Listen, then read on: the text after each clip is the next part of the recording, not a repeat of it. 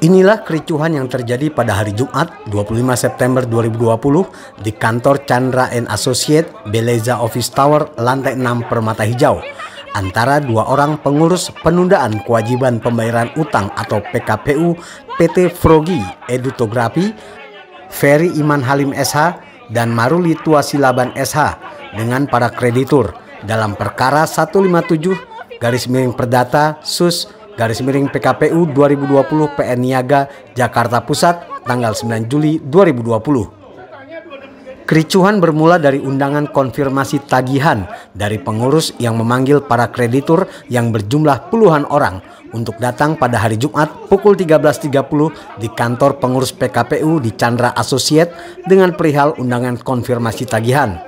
Menurut kreditur berinisial L, dirinya kaget saat tiba di lokasi ada banyak orang di ruangan kecil dan berdesak-desakan di saat PSBB Jakarta. Menurutnya para pengurus sebagai ahli hukum adalah orang yang tidak taat hukum dan melanggar aturan PSBB. Sementara kreditur B merasa tersinggung dengan isi surat dari pengurus PKPU yang berisi fitnah karena dirinya dan kuasa hukum hadir pada tanggal 14 Agustus 2020, tapi di surat ditulis tidak hadir. Ketua pengurus firma hukum LQ Indonesia, Alvin Lim, menegaskan pengurus PKPU memanggil puluhan kreditur tapi tidak memanggil kuasa hukum. Padahal para kreditur sudah menyerahkan kuasa penuh kepada LQ Indonesian Law Firm. Ini sebuah bentuk pelecehan terhadap firma hukum sebagai institusi penegak hukum.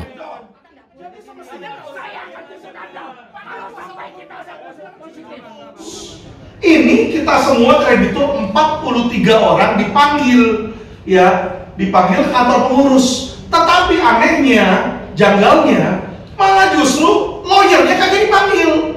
Berarti itu pengurus tidak menghargai surat kuasa, dia tidak menghargai hukum. Dia tidak menghargai undang-undang advokat di sini.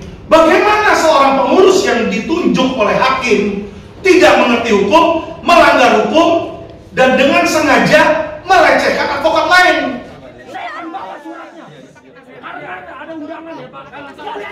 Undangan kepada kreditur juga berisi intimidasi dengan menulis pasal 263 KUHP. Jika memang ada tindak pidana pemalsuan, laporkan langsung ke polisi. Advokat Sadan Sitorus SH selaku kuasa hukum para kreditur yang berjumlah 43 orang dengan jumlah tagihan 22 miliar menyayangkan sikap para pengurus yang tidak bisa mengatur pertemuan dengan kreditur sehingga tidak kondusif. Apalagi kondisi saat ini sedang berlangsung PSBB yang melarang berkumpulnya banyak orang. Di sidang pengadilan menurut Sadan Sitorus sudah diserahkan surat kuasa khusus dirinya selaku penerima kuasa. Namun para pengurus mengabaikan surat kuasa tersebut dan malah mengundang klien dan meminta klien hadir langsung dengan surat bernada intimidasi, apalagi dengan embel-embel pidana pemalsuan. Padahal klien dari LQ Indonesian Law Firm adalah kreditur yang menjadi korban karena tagihannya tidak dibayarkan, tapi dituduh memalsukan surat itu pun tanpa alat bukti apapun. Para pengurus juga belum melaksanakan kewajibannya memberikan list kreditur dan tagihan, padahal sudah diminta secara resmi. Semua kami bisa pastikan secara valid, data yang kami miliki, semua bukti kami bisa pastikan bahwa itu adalah benar. Namun kami diduga di sini memasukkan beberapa dokumen dengan mereka mengintimidasi dengan pasal 263 itu. Pengurus dalam hal PKPU tidak berhak untuk mempidanakan baik debitur dan kreditur, karena tupoksi pengurus adalah memberikan rasa aman, menemukan dua-dua pihak untuk kesepakatan. Jadi kalau tidak tercapai kesepakatan maka ada kepanikan.